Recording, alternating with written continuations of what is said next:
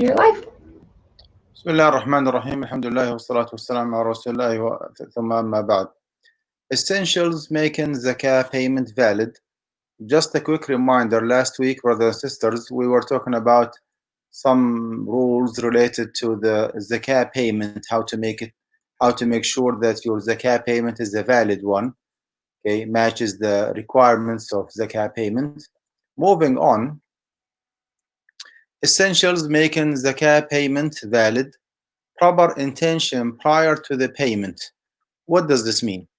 It means that before you pay zakatul mal, you have to make sure that you have the right intention. Okay, the intention actually has to be prepared, has to be initiated prior to paying zakatul mal. I'll give you an example. You are attending a fundraising in your local masjid, in your Islamic center, whatever Islamic organization might be.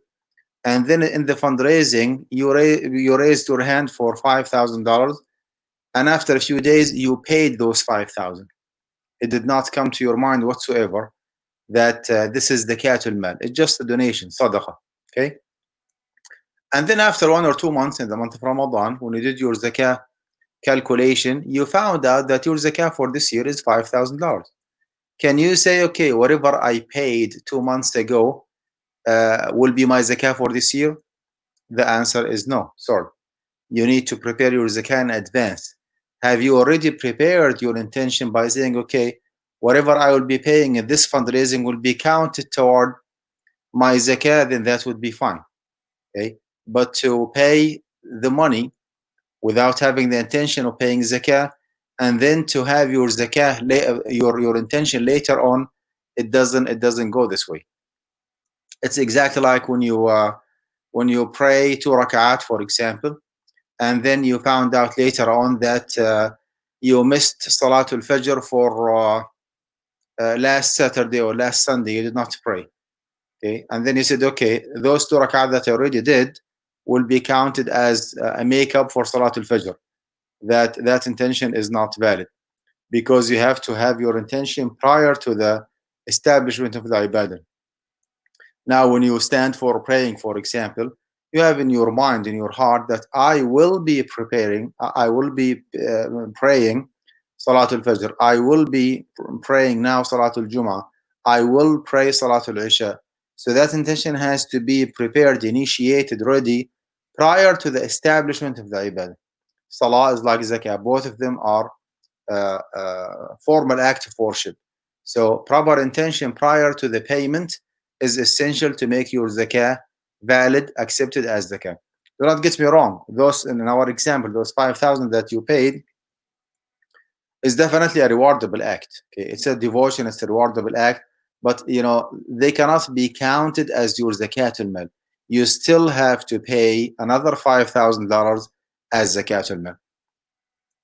Now, the lesson that we need to learn here is that from now on, I mean, if you prepare to keep participating in different fundraising activities, have an intention that whatever you pay throughout the whole year long will be counted toward your zakah.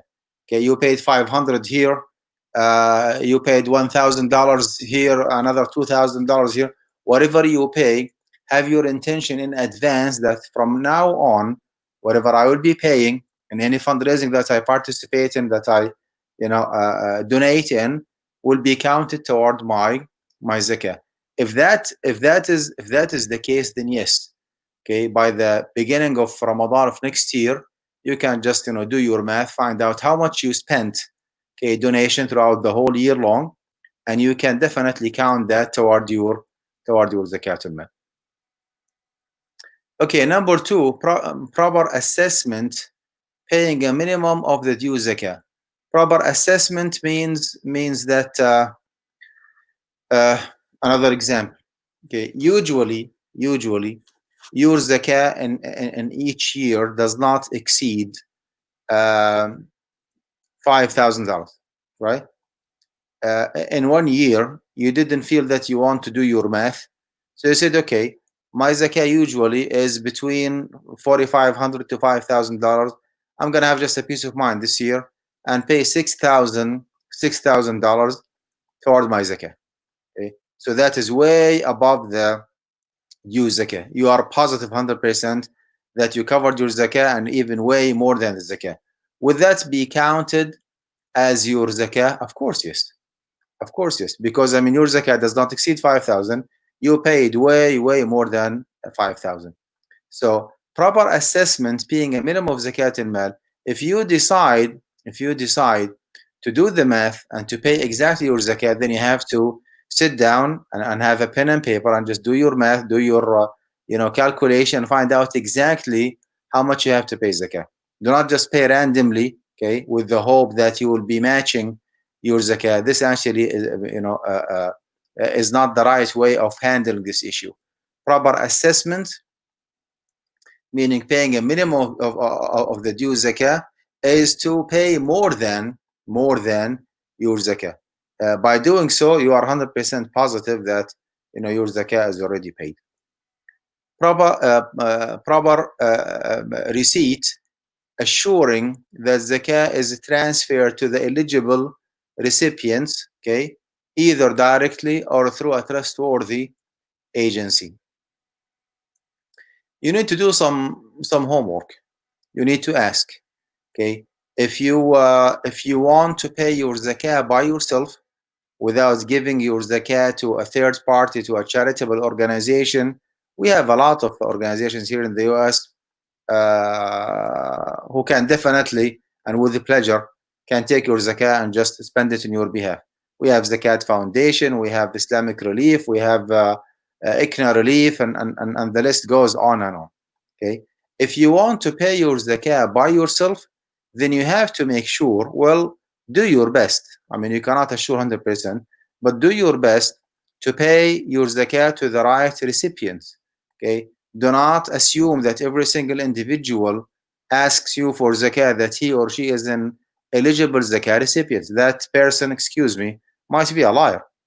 Okay, some people might take advantage.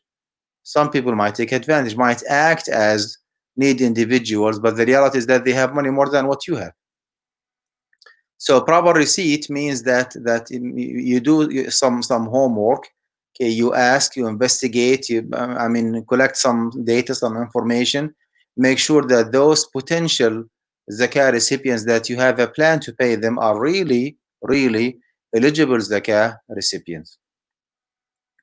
And if you decide to give your zakah to somebody else to pay it on your behalf, that would be fine. The least you can do here is to make sure that you give your zakah to a trustworthy organization. You need to ask about the organization, okay? Because with all due respect, not all Islamic organizations might be legit 100%. You never know, okay?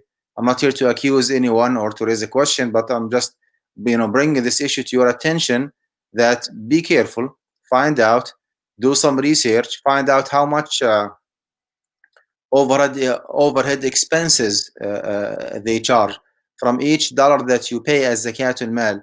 How much money is received by the needy individuals? Okay, how much is the overhead expenses? Is it 10% or 90%? Do some homework. Ask before you give your zakat to anybody else.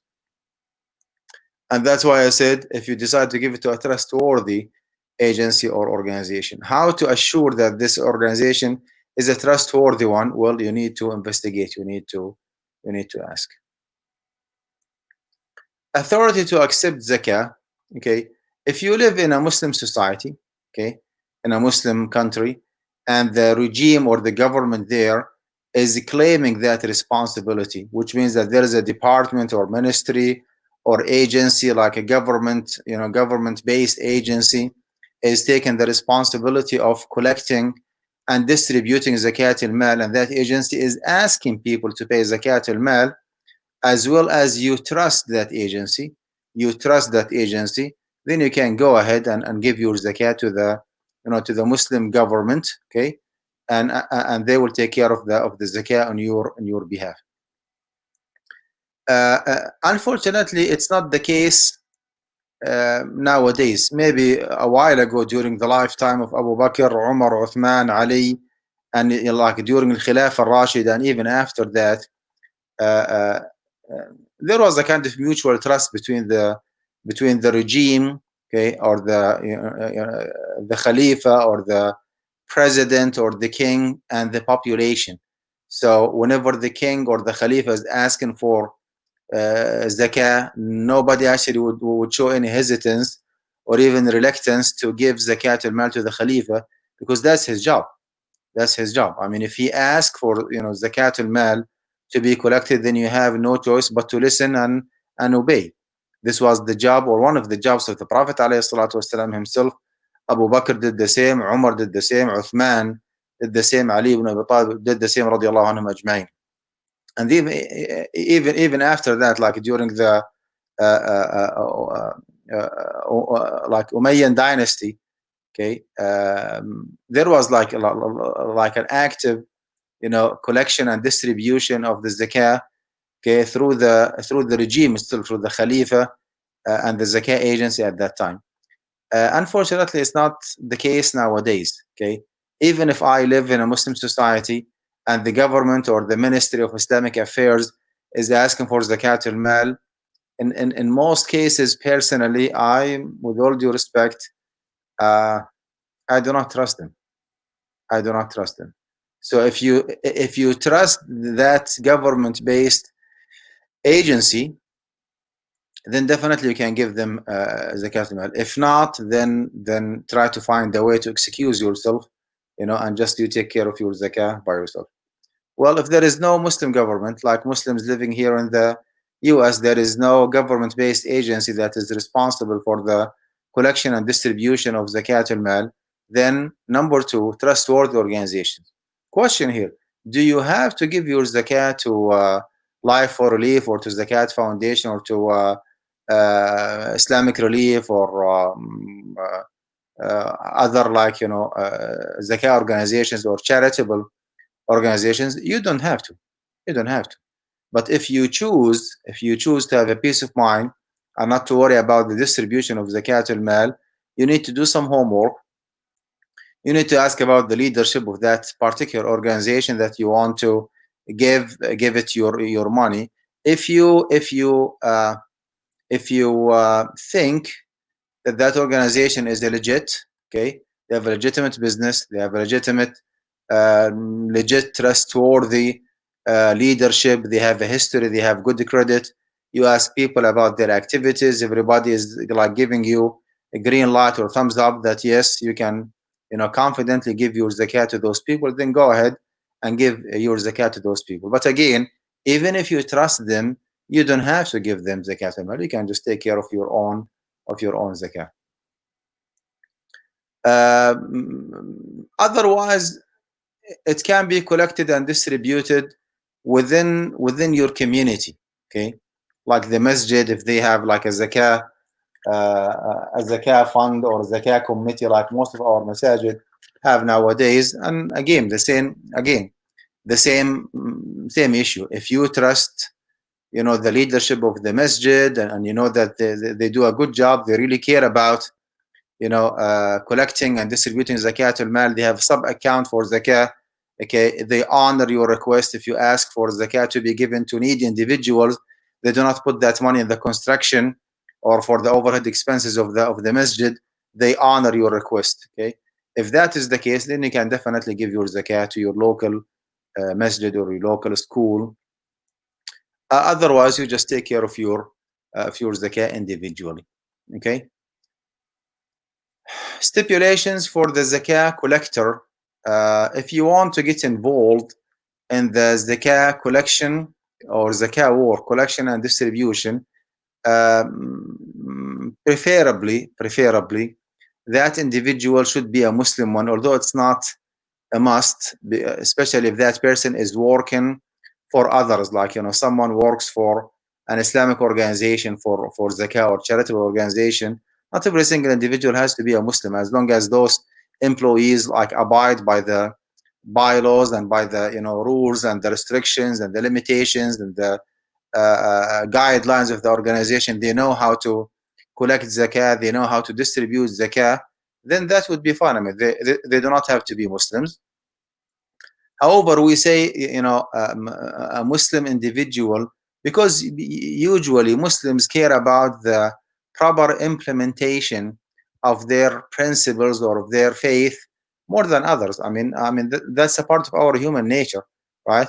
Muslims care about the proper implementation and execution of the Islamic rules more than people of different faith.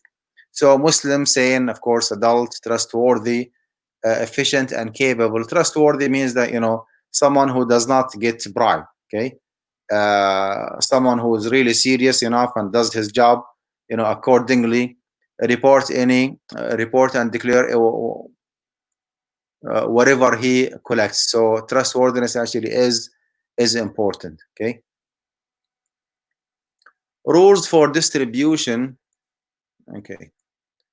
Rules for distribution. Zakah payers have the right to restrict the use of their payments, like making it only for orphans or widows, for example.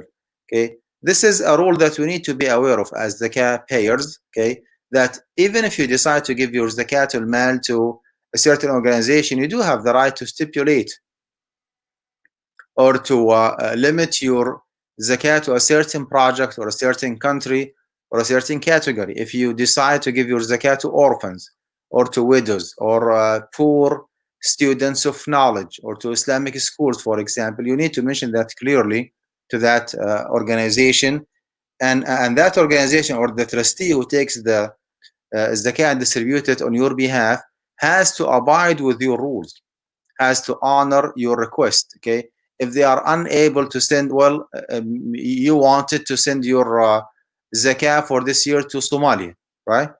They have to honor that. If they cannot, they have to get back to you and ask your permission to transfer, your zakah to a different country, because you wanted, you made yourself clear that I want my zakah to go to Somalia for this year. Well, if they are unable to, then they have to take your permission to send your zakah somewhere else.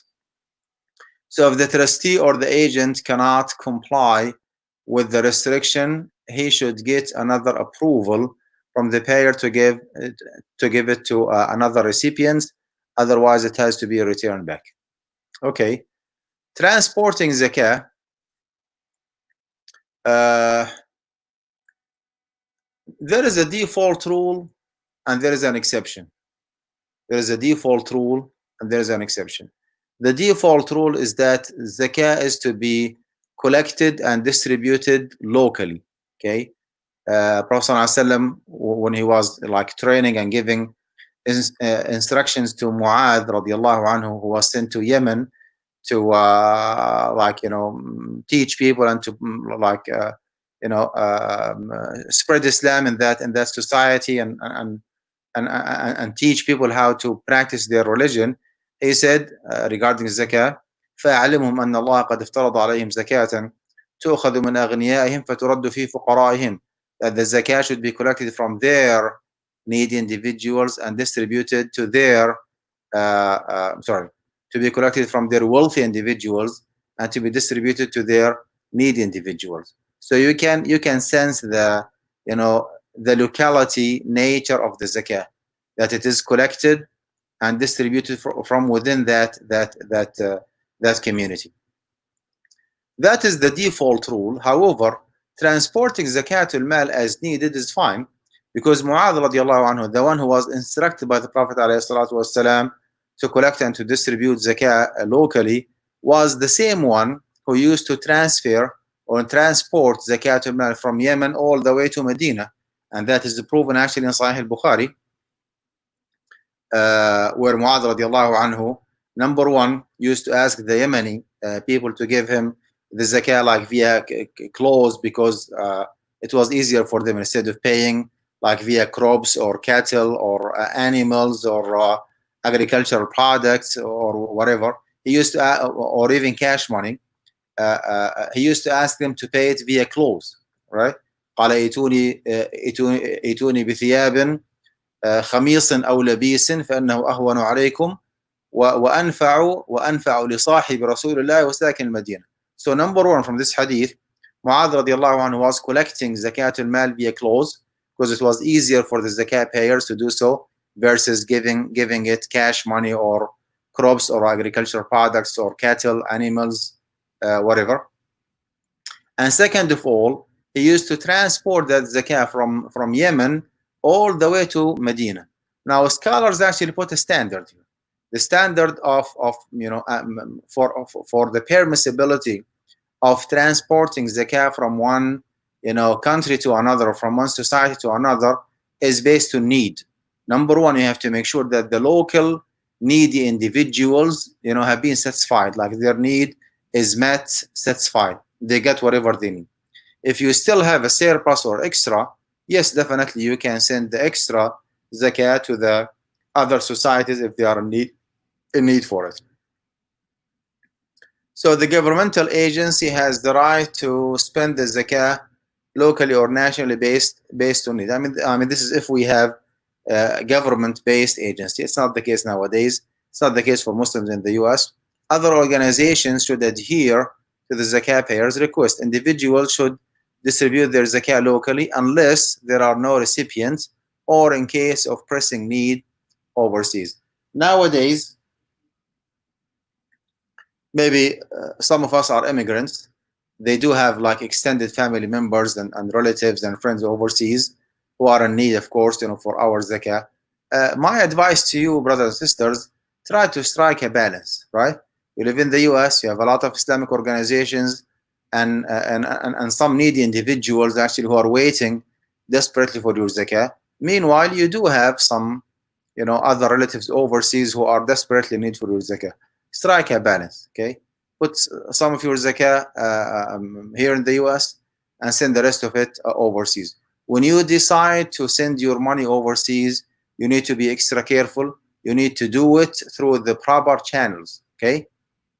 Make sure that you send the money in a very legal and very proper, transparent way. Okay, do not hold yourself accountable or liable in front of the U.S. authorities by doing something wrong. You need to be extra careful. If you want to give your money to somebody else, make sure that that individual is the trustworthy individual. He or she will be sending the money to the right recipients. Okay, maybe you know very well what I'm referring to here. Be extra careful. Do not commit any mistake that you might pay its consequences. Be careful. I think this is all what I have regarding all about zakah for Muslims in the US. This is schedule here, okay? It shows you how to calculate your zakah accordingly. You start with the personal wealth, okay? The cash that you have and the value of gold or silver. I mean, this is with the assumption that you want to pay zakah on the jewelry, okay? Maybe that's something else, or just gold or silver, sorry. Total value of stocks, shares, as you see here, total value of retirement accounts and pension plan, etc., etc. Loans made to others. Okay, I disagree with that. Actually, I said that loan is not zakatable until you receive your money.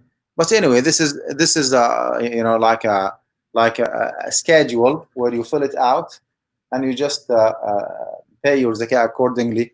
If you go to Zakat Foundation, by the way, Zakat Foundation, Zakat, Z-A-K-A-T Foundation, I think Zakat Foundation of America. Just Google their website, Zakat Foundation. They do have an online software where you can just fill it out, okay, and the system itself will be calculating the zakah for you accordingly. So as you see here, you start with the personal wealth, and then with the business wealth, and then deductions.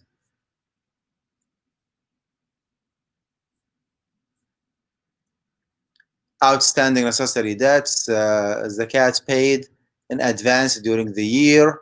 You do your math and then you pay your zakah accordingly. I pray, I hope that this presentation, although it was like long and detailed, that it brought some benefit, inshallah, to you and help you understanding the concept of zakah. May Allah subhanahu wa ta'ala accept from all of us.